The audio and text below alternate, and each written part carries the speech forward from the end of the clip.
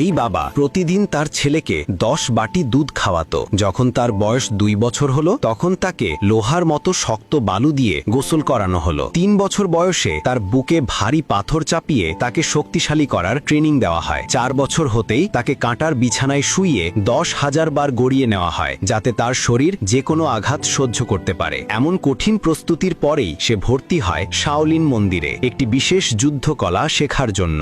10 বছর কেটে যায়, এখন ছেলেটি শক্তিশালী হয়ে উঠেছে, কিন্তু তার আসল পরীক্ষা তখনও বাকি। প্রথম স্তরে তাকে একটি বিশাল ঘণ্টার ভেতরে বসতে হয় এবং ঘণ্টাটি 10 বার বাজানো হয়। যেখানে অন্যরা ভয় কাঁপতে থাকে, সে সেখানে একদম স্থির বসে থাকে, কারণ তার শৈশবই ছিল কঠিন সাধনা। দ্বিতীয় চ্যালেঞ্জ ছিল আরো ভয়ঙ্কর। এক সরু করিডর যার 2 পাশ থেকে কাঁটাযুক্ত দেওয়াল ধীরে ধীরে তার দিকে এগিয়ে আসছে। শুরুতে সে হাত দিয়ে দেওয়াল ঠেকানোর চেষ্টা করে, কিন্তু শক্তি ফুরিয়ে গেলে কাঁটা তার গায়ে ঢুকে যেতে থাকে। তখন তার মাথায় আসে, যদি সে পায়ে দেওয়াল ঠেকিয়ে হাত দিয়ে এগোয় তাহলে হয়তো সে বাঁচতে পারবে।